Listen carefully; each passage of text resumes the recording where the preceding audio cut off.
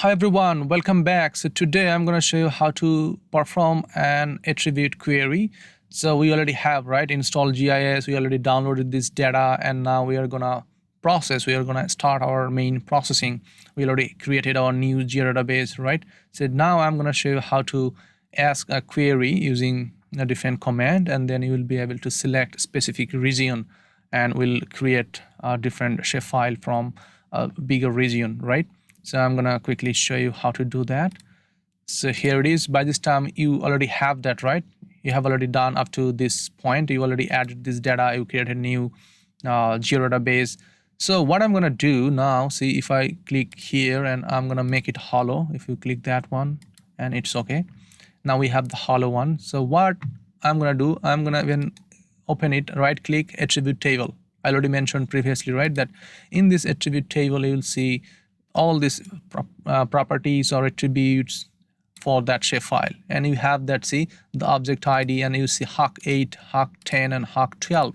HOC means hard logic unit code, so that is the specific code for that region. If you have HOC8, it is the, see these units are common, last 333, and but these are the different ones. So these are for smaller region. If you go from 8 to 12, so these will be for smaller region and this will be for bigger region. So it has a specific meaning. The first 12, it is for the region, right? We downloaded that for Texas 12 region, so that's the 12 for Texas and that region 12. And we have another 2-digit, right?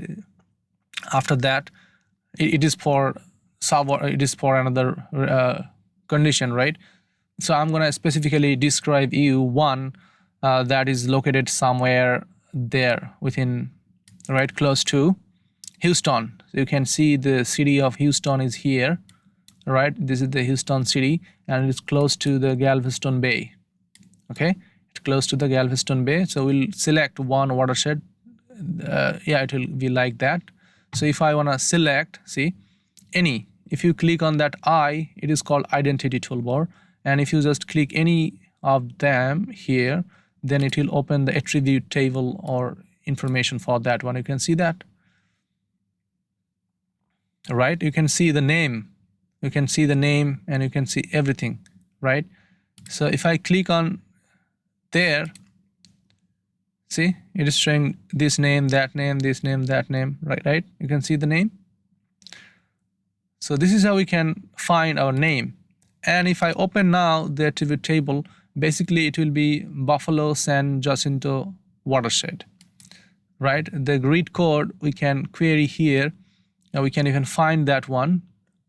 How can we do that? If we click there, no, if you click there and then select, right, by attribute, we can select different way, no problem. So HOC8, if you click on HOC8, double click, it will be there. If you click there, equal to, we are asking, giving a condition, okay, give me, select only this ID, HOC8. I know the ID for that location, so I'm giving you the ID. And if you just click here, get unique values, so it will select that column, HOC8. From that column, it will give you all these values. So now what we have to do, you have to identify, right, that watershed you want. So I have the code here, right? It's 12, 04, 01 and 04. So 12, 04, 01 and 04. Let's find that one, okay? 12, 04, 01, that one, okay? 12, 04, 01, and if I double click, it will be there. And if you apply, it will select, see? It is selecting only those. HOC, see? These are same, HOC8, you can see these are the same. And if I see how many we have, on the lower left corner you can see show selected records, and then it will show you only this one. So all this HOC ID, these are same, but see we have also different HOC10 and we also have separate HOC12. So these are the bigger region, and out of this region we have subdivision, this one, and you can see the name here, right? You can see the HOC12 name, you can see different name as well. So these are the separate name for specific piece, but for our bigger region we have this name, Buffalo Bayou, right? Not Bayou, it is the Buffalo San Jacinto Basin or watershed. So that's the name. it implies the first 12, it implies that it is the main region, Texas 12, and the next two digit, that is called 04, it is nothing but Galveston Bay, San Jacinto, because it is close to Galveston Bay. And we have another two digit 01, it is it stands for San Jacinto. And then we have another two digit, the last two digit 04, it is called Buffalo San Jacinto watershed. That's the description, the meaning of this code. If you know the code, you can easily go. Since I selected, it will be selecting the watershed for that common grid code. You can see that selection, right? So that's the watershed called Buffalo San Jacinto watershed. So now what I'm gonna do, I'm gonna work on only on this region, not I'm gonna work on other region as well, because this is pretty big watershed. So we'll work only on that one. So how can we extract only this feature out of this mini, right? So that's the selection procedure. You can select using that query that is more specific. Even I'll show you how to select by dragging. You can do that as well. So right click on that watershed and click on data and export data. Okay, then it will show you where to save. Since we already have that, so I'm gonna go to my Lab 1. If you click that one, that is the home directory by default you created for this project. And if you go one directory up, or yeah, there you'll see the Lab 1. Inside this Lab 1 I can create all these shape files. Okay, so I'm gonna create a new folder there.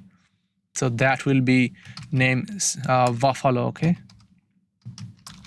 that is the name, specific name I'm gonna give you. Yeah, oh, no, it is FFAL of Buffalo. Okay, it is that name. I'm just changing it. Okay, that's the name, San Jacinto. I'm creating this folder, and inside that one I'm giving the same name. Okay, this time I'm giving this way, San Jacinto. Okay, yes, it's okay, the name is okay, so that I'm just making it sure, and I'm saving that. This will be as a shapefile. Okay, if I want to export it, yeah, it is extracting. I'm gonna add it. Okay, now I have this. I don't wanna see the other part. I'm just unchecking. We can delete it, right? So now we only have our watershed that is called Buffalo San Jacinto. And if I right click and open the attribute table as before, see, we only have the same grid code HARC8, right? And we only have the areas and everything. It's already there, it's calculated areas, right? We can even calculate areas as well. We'll do that in the future videos, no problem, once we have. So now only this is basically based on how to ask query. And even you can change the color. If you double click here or single click, you can change the color from this one. So that is the single color we can change, or you can change it to any other color you want, but that will show you only single color. Even what I mean, I even don't need to use that. You can use even gray as well, right? So that's it. And even you can show the name of the color within. When we create the map, we'll use the labels. Okay, everything is possible. So that is that. And now what I'm gonna do, I'll dissolve. Okay, from this sub-watershed, I'll create one single boundary, right? The outer boundary, because I need that for future processing. I need only the outer boundary. How can we do that? That is called dissolving feature. So we'll have this watershed. So these are the sub-watershed, right? From this sub-watershed, I'll calculate the watershed boundary, only the outer boundary. Sometimes we need that. Definitely we need that. So for this one, if you click on, you right click on properties, and then you can even change it. Okay, you can go to any, you can see the properties means the sources, this coordinate system, it is that North American 1983, and you can even see different units. You can change the name, you can do anything, and you can have field values, query builder, we have labels. This is how we can even change the name. Okay, if you want to use the name here Huck10, since it is Huck10, it will show you the name. And if you wanna even see the name, right, that's why you need to know which column is giving you the name. But for this case, you can change even this number and type, anything, and you can make it bold, right? It is giving you the number or the name. See, these are the name of this subwatershed. And once you have that, we can create a map. But it is showing only one color, right? So I can change the color using based on their aerial, right? So if I click on symbology, and since it is showing only single symbol, I can click on categories. It will show you unique values, this one, but if I select on quantities, then graduated color. If I select the value field based on acres or based on their area, shape area, okay, whatever the unit is, and you can even classify differently, not a problem, right? You can do that. It is pretty simple, okay? That will show you if I select 10 color, and if I apply, see, it is gonna change the color based on their area. So this is how we can make different maps and different things we can do. So that is also possible, not a problem, okay? So once you have that, so I'm going to show you how to create a map. See, if you click there on the lower left, see, you can see there it is called a data view. You can see anything, but if you change it to layout view, it will show you the layout view either this way. This is in portrait form. I don't need that, right? If you want to even change it, go to file and page and print setup, and if you click that, it is showing the page size and it is already selected as portrait.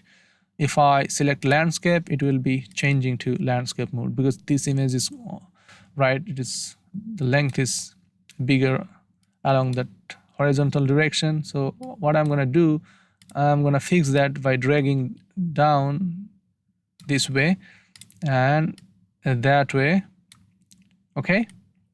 And what next? Yeah, I'm going to fix it first, then it will be there. Once you have the saved document, then definitely you can repeat everything. So what you have to do, you can add the map features, right? Map properties. So I'm going to even increase, okay, I'm not going to show that labels anymore, so even you can turn off these labels, okay?